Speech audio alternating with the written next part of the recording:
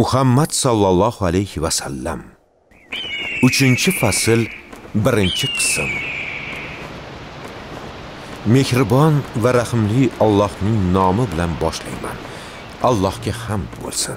Yaxshilik eshiklarini ochuvchi, payg'ambarlarning so'nggisi, haqni haq ila quvvatlovchi, Allohning to'g'ri yo'liga hidoyat qiluvchi sayyidimiz Muhammad sallallohu alayhi va sallamga va u zotning ahli oilalariga yuksak qadr-qimmatlariga munosib salovat va salomlar bo'lsin. Mahluqotlarning eng sharaflisi Habibimiz Muhammad Mustafa sallallohu alayhi va sallamning siratlarini so'zlab berishni boshlab qo'ygan edik. Ha ey imom, Alloh haqqi men ham bunga juda mushtoqman. Rasululloh sallallohu alayhi va sallamning siratlarini so'zlab berishni juda istayman. Qazo umrasi voqeasida to'xtagan edik. Bu voqea o'sha paytda mushriklardan bo'lgan Xolid ibn Validga qattiq ta'sir qilgan edi. Shuningdek, uning hayotida burilish yasagan nuqta ham ana shu hodisa bo'ldi. Alloh Xolid ibn Validning qalbini islom uchun keng ochdi. Amr ibn Os va Usmon ibn Talha ham o'sha paytda islomni qabul qilishdi. Makkaning jigarporalari islom dinini qabul qilganidan keyin Rasululloh sallallohu alayhi va sallam islomga da'vat qilishning yangi davrini boshladilar.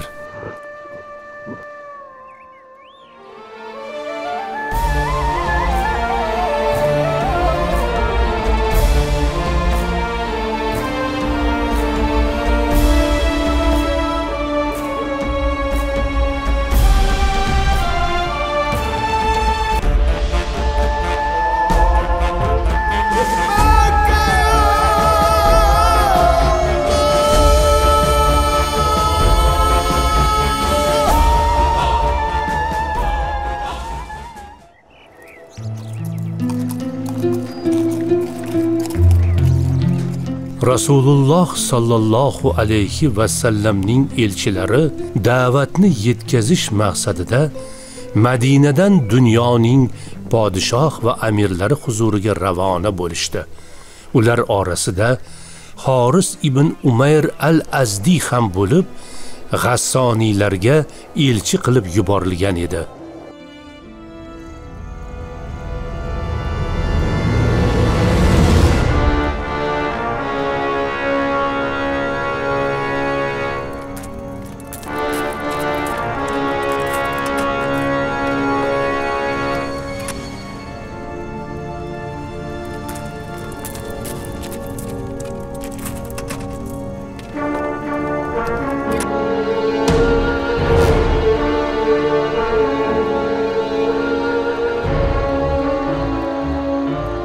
Sayyidim, bir odam podshoh bilan ko'rishmoqchi ekan. Podshoh bilan ko'rishmoqchi ekan? Uni avval mening huzurimga olib kel. Podshohning dushmanlari juda ko'p. Ko'raylikchi kim ekan? Amringiz bosh ustiga, sayyidim. Kimsan? Elchiman. Nima olib kelding? Maktub olib keldim. Sen Muhammadning sahobalaridan biri bo'lsang kerak. Ha, shunday. Qayerdan bilding? Jur'ating buni ko'rsatib turibdi. Men podshoh bilan ko'rishishim kerak. Allohga qasamki, podshoh sening jonsiz tanangni ko'radi. Ay qo'riqchi, mana bu odamning boshini tanasidan judo qil.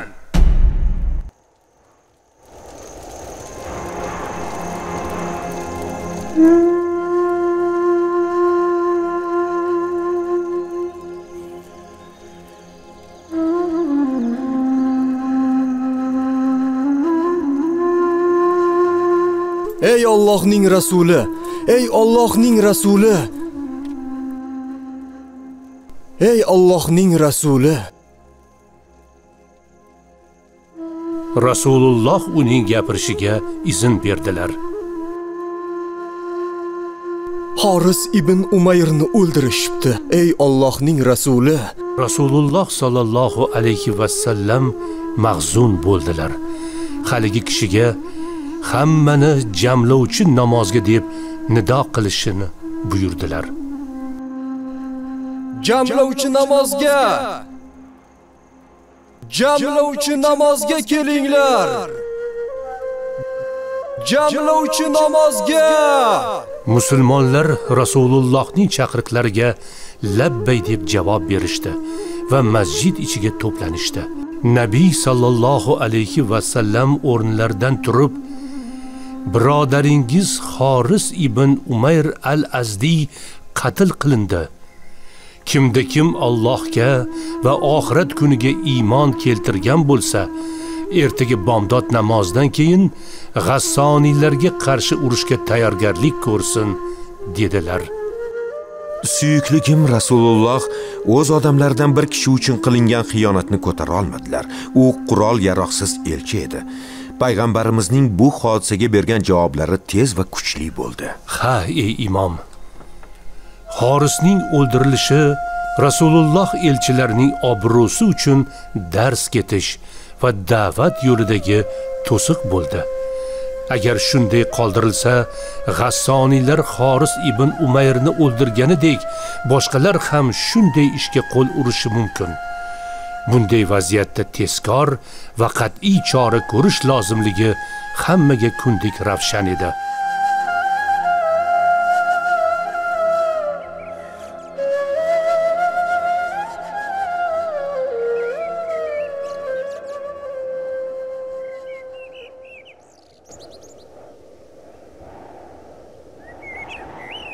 Musulmonlardan 3000 nafar kishi Rasulullohning chaqiriqlariga labbay deb javob berib, to'liq qurollangan va urushga shay holda to'planishdi. O'sha kuni juma edi. Rasululloh ularga juma namozini o'qimasdan urushga tayyorgarlik ko'rish uchun ruxsat berdilar. Abdulloh ibn Ravoha Rasululloh sallallohu alayhi va sallamning ortlarida turib namoz o'qish savobiga ega bo'lishni istadi. Shuning uchun qolganlarga qo'shilmasdan Rasulullohning ortlarida namoz o'qishga keldi. Rasululloh sallallohu alayhi va sallam qo'shinni ko'zdan kechirish uchun to'xtadilar va Abdulloh ibn Ravohaning yo'qligini payqab, uning qayerdaligini so'radilar. U juma namozini ortingizda turib o'qib, keyin tezda bizga qo'shilishni rejalagan edi, ey Allohning rasuli. Rasululloh sallallohu alayhi va sallamning yuzlari g'azabdan qizardi va undan so'radilar. Qayerda eding, ey Abdulloh? Abdulloh ibn Ravoha roziyallohu anhu u zotga: Ey Allohning rasuli, men yaxshi amallarni ko'proq qilishni istagandim. Shuning uchun Rasululloh sallallohu alayhi va sallamning ortlarida juma namozini o'qib, keyin askarlarga qo'shilib olaman degandim, deb javob berdi. Shunda Rasululloh sallallohu alayhi va sallam: "Yo'q, Allohga qasamki, ey ibn Ravoha, Alloh yo'lida ertalab safarbar bo'lish dunyo va undagi barcha narsadan yaxshidir", dedilar.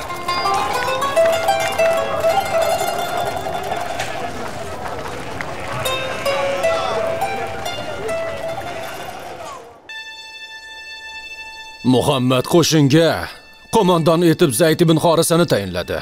Agar u qatl qilinsa, Ja'far ibn Abu Talib qo'mondon bo'lar ekan. Agar u ham o'ldirilsa, Abdulloh ibn Ravoha qo'mondonlik qilar ekan. Agar u ham o'ldirilsa, musulmonlar ichlaridan bir kishini tanlab, o'zlariga qo'mondon etib tayinlashar ekan.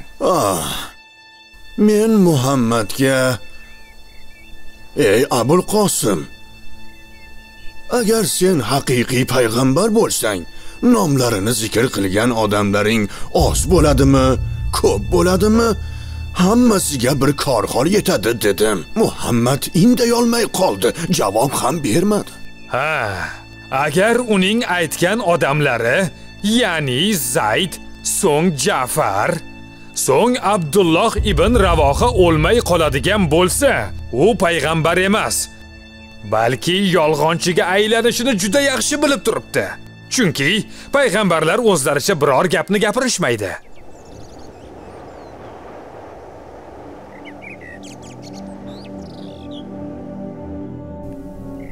Ey Zayd, uyingga qayt. Oilang va yaqin kishilaring bilan vidolashib ol.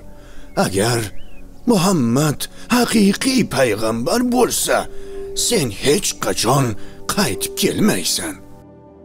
Zayd ibn Xorisa g'azablandi va Guvohlik beraman, Muhammad Allohning rostgo'y va taqvodor payg'ambaridir.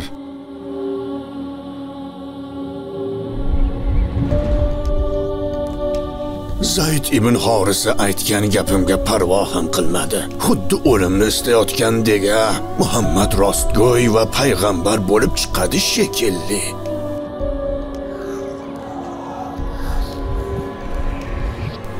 Ey Ja'far!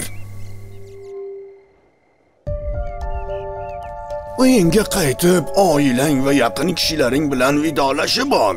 Agar Muhammad haqiqiy payg'ambar bo'lsa, sen hech qachon qaytib kelmaysan. Agar qaytib keladigan bo'lsang, demak payg'ambaring yolg'onchi bo'ladi. Ja'far dedi: "Guvohlik beraman. Muhammad Allohning rasulidir. Men qaytib ham kelmayman, vidolashmayman ham. Allohga tavakkal qilaman."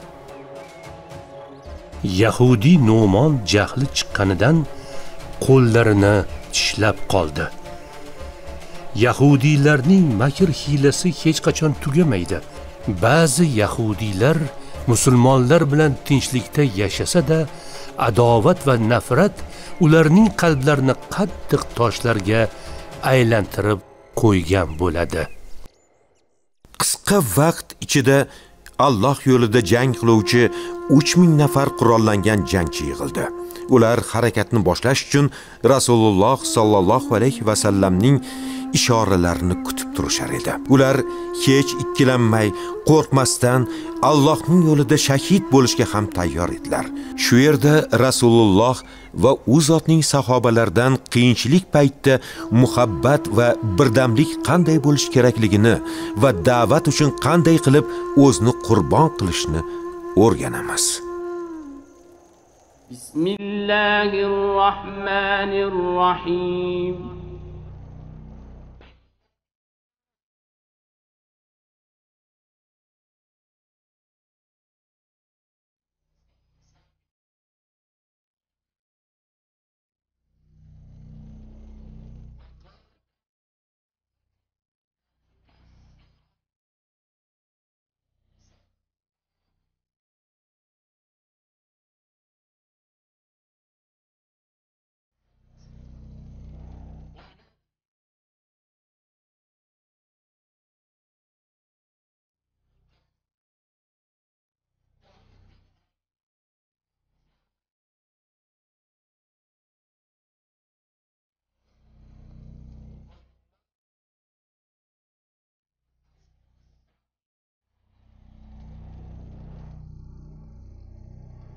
Hijrat qilganlar, diyorlaridan chiqarilganlar, mening yo'limda aziyat chekkanlar, jang qilganlar va qatl bo'lganlarning yomonliklarini o'chirurman, hamda ularni albatta ostidan anhorlar oqib turgan jannatlarga kiriturman.